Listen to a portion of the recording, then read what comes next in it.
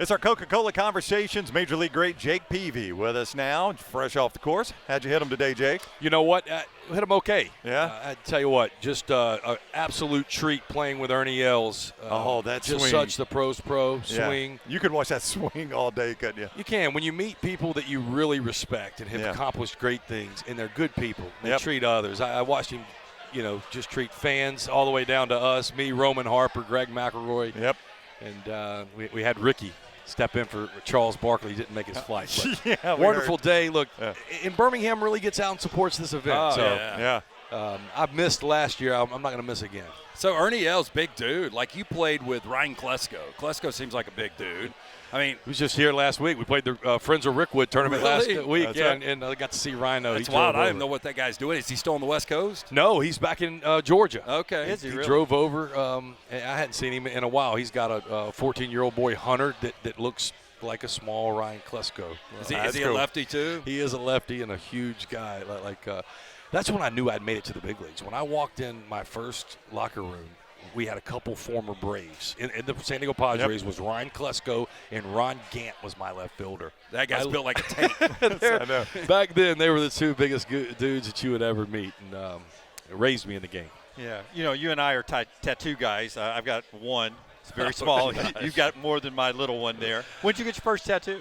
I got my first one right out of high school. I left Mobile, Alabama at 17, about to turn 18. I was in Phoenix and had met a bunch of new friends that were 17 and 18 years old as well. We were now not Major League Baseball players, but we were professional baseball players. So we wanted to prove to the world that we were tough, and ended up in a tattoo parlor about a month after I'd left home and hadn't really looked back.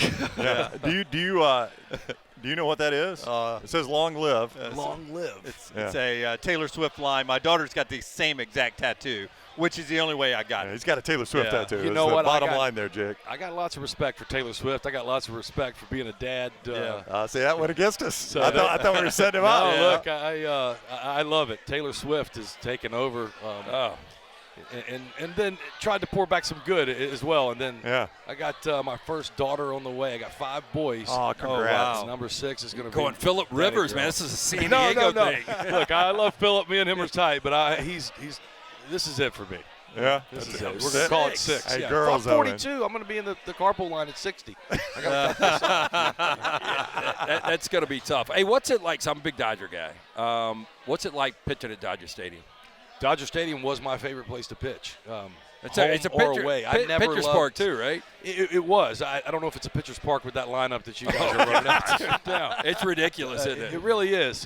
When you start to think about it, Shohei is every bit as advertised, and you put him around 2 of the best players, MVP candidates, Mookie and Freddie, Will Smith. But then the production, when you start to talk about Teoscar Hernandez and then they start to get production from the bottom line, it's a juggernaut. Damn, so you still watch a lot. I have no choice. I've taken this gig with MLB Network, and I'm not the pros that you guys are. Whatever. With the media side of the world, but I'm having a blast. Baseball is what I know. It's what I'm passionate about, and I pay attention way more than I even thought I would. I love baseball, though. Our video producer here, Scott Forrester, is the biggest White Sox fan I know, and he said when Jake comes over, ask him about the sorry state of our team. Yeah, no, look, it's in a sorry state. That's what he said. No, it is. Look, here's what I can tell you is I've seen renderings for a new ballpark. Oh, look out. That would be exciting if something like that happens. Something's got to give. On the south side of Chicago, Jerry Reinsdorf, as you guys know, is the owner. He's one of his ticks people have gotten on him about is loyal to a fault. I mean, this guy let Michael Jordan go and kept Jerry Krause. It's a good choice, The people who have been in charge at the White Sox have been there for a long time until this past year with Kenny Williams and Rick Hahn. And I'm not saying that he was loyal to a fault, and no, it just had been slow to change in any evolution. I played with Chris Getz. It started, but you just don't become relevant in baseball overnight. It's a process. The White Sox Long road ahead. I don't know. I wish I had more positivity. Yeah, Scott other knows than it. Chicago in the summertime right Yeah. now, best city in Yeah, we America. asked him, do you ever watch the Barons? He goes, yeah, in Chicago. Yeah, that's a good point. Double A to Major Leagues. I don't know. Do you still have your music studio? You did for a while. You still do? I do, yeah. I'm from Mobile, Alabama, right down the road, and, Yeah. and I love music, and I want us to have a music scene.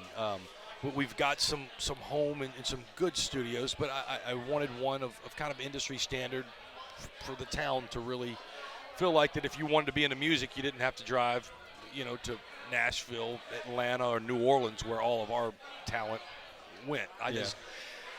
We had so much talent come through Mobile, and I thought Mobile's best export was our talent. Right. And trying to keep some of that there and the music side of things and build a scene has been fun. Well, It's been a very successful thing, not because of anything I've done, because of the people, Keelan Lax and Trina Shoemaker. These people have Grammys. They've come in and called this a home studio. So if you're ever in Mobile, 651 Dolphin Street Sound is what it's called. It's been a lot of fun. Where'd you get that passion for music?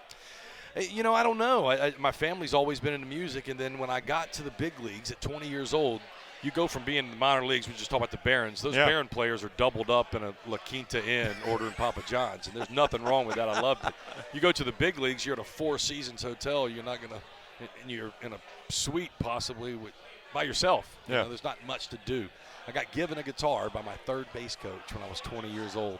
I ended up sitting in the hotel room, and that was kind of my therapy, playing music. And especially when you went out in Dodger Stadium and give up 8 runs and couldn't turn on SportsCenter and highlights is the last thing you wanted to turn on.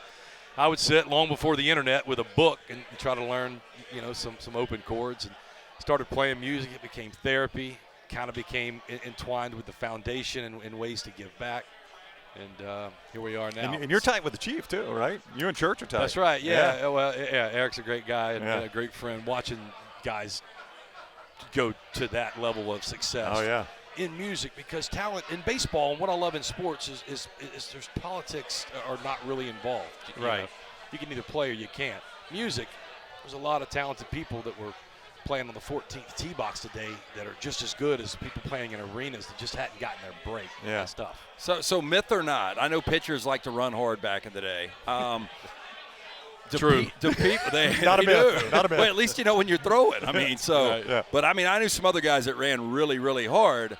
But there was this theory out there that a lot of guys didn't want to sign with the Cubs because they played so many day games. Is that true? No, absolutely. That was a tough thing. It was a tough thing for guys guys who didn't go hard.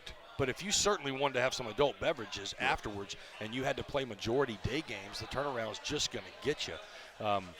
And certainly guys were cognizant of that fact to sign in there. Yeah, I mean, I played in Wrigley before it had lights. You start to think about there was no night games there for the longest time. Back in my day, it certainly affected those guys. San Francisco's kind of in one of those funks of trying to get guys to sign, and there's just a little stigmas around the team. Seattle's got to be the same, too. I'll tell you what, when you're driving up Lakeshore, when you're leaving the hotel and you're headed to Wrigley, and you see that wind and it's choppy, and when you start to pull up to Wrigley, you look at the flagpoles. Yeah. It's either the best place to pitch on earth or the worst, I'm telling How you. bad does your heart fall when it's blowing out? When you see it blowing out, you're like, this is going to be But it's bad. SEC football, Wrigleyville. I mean, that's the best way I can describe it. No, it is. It absolutely is. Wrigley, Dodger Stadium, and Fenway, they're by far the oldest stadiums, and all these new ballparks are wonderful. But just take the new Yankee Stadium, for instance. I played in the old Yankee Stadium. I played in the new one. It just doesn't have the aura and the feeling that a Rickwood Field does, that Fenway Park, getting to call that home does. The friendly confines, the Ricketts family, I don't know when's the last time you guys have been up. What they've done and continue to do out around Wrigley, truly amazing. I hope our Southsiders get a new stadium sometime soon and get a better team. I honestly thought Fenway was a shithole, and I thought Wrigley was better than advertised. Like, when I got to Wrigley, I was completely blown away.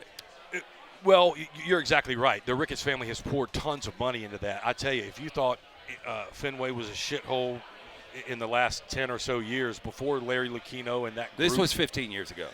I tell you what they did. The Lucchino group, John Henry and Tom Warner, they've gotten a lot of grief over the state of the Red Sox. And, and they put together, Craig Breslow, former teammate, put together a nice team that's competing. this year.